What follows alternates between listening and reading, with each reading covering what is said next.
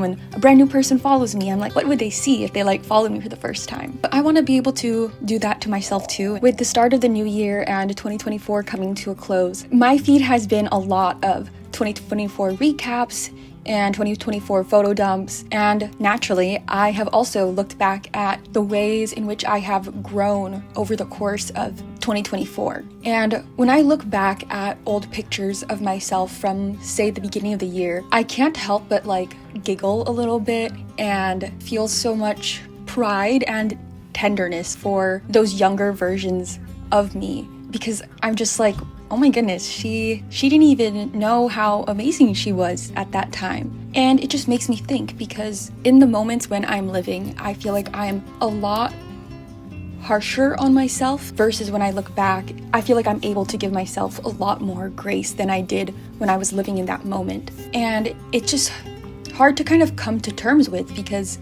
why am I nicer to myself from before, but I can't do that to myself now? I'll look at old videos of like covers or performances, and I know that I didn't post it because I'm like, oh, I don't like this part, or I didn't like this and I didn't hit that note, whatever.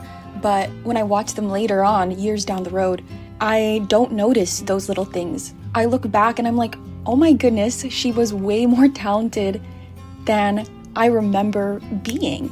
I think that kindness towards my previous versions of myself, I'm able to do because of the fact that I feel more separate from her. There's a common like therapy practice that I've heard reiterated multiple times across social media, that you should keep a picture of a younger you, say like when you're a toddler, and keep that in your mirror or on your phone screen or wherever, something that you can look at it regularly. So when you are ever being less than kind to yourself, you have to remember that this is also the version of you that you are saying these things to. Do you still feel comfortable saying them to a 5-year-old version of you? Usually it helps people like catch themselves a little bit better, realize that that younger version still exists within us, and we should be doing better to showing love to ourselves. When I'm viewing that younger version of myself as separate, it's so much easier to be nice, because it's like I'm putting her first. Or if I'm thinking about the future version of myself, it's like I'm putting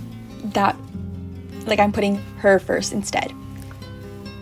Bear with me. I saw this really good analogy that it's like a jar can't read its own label, and I just thought that was really interesting.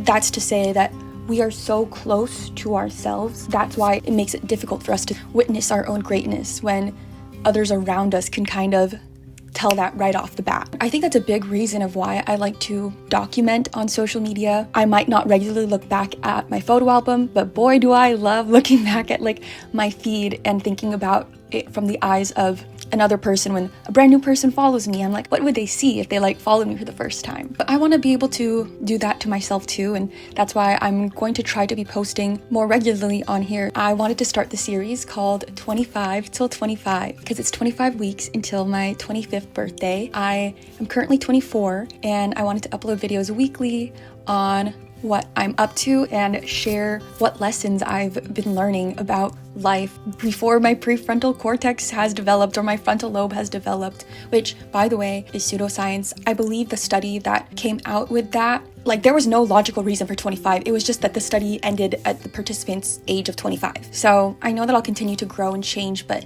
I just think that it's a fun, nice, like, round number and milestone to mark the ending, or really the beginning.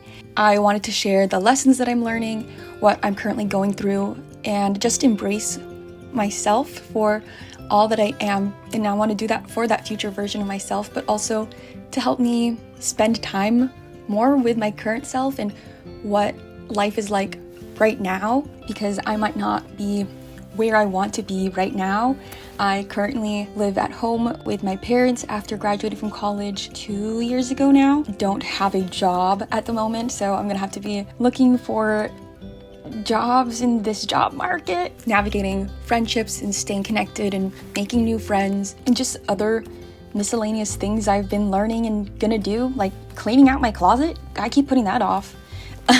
Yeah, everything that I am learning, but mostly I want to be living my life and kind of using this as a way to gather data and take field notes almost on myself so that I can kind of watch these videos back maybe when I'm 25 and see what I'm like and if there are any differences while my frontal cortex has developed. It's a weird time.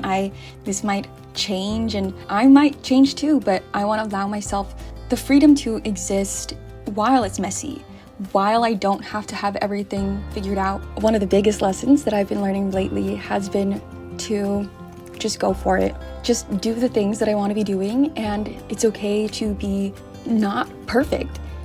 I'm allowed to grow and learn from these things, but I at least want to have a starting point. I at least want to have somewhere that I can look back on and see how much I've grown, and this is the marker of that. I want to allow myself to be seen and heard at this moment because I know that I'll look back on this someday and wish for this time back. I'll wish that I could spend more time with that version of myself. I want to be able to appreciate who I am today and also give my future self a way to spend time with me and understand what I was like at this age. I hope that you join me here every week. If you don't already know me, my name is Kate, I'm 24, and thanks so much for coming along. Yeah, I'll see you next week then. Bye!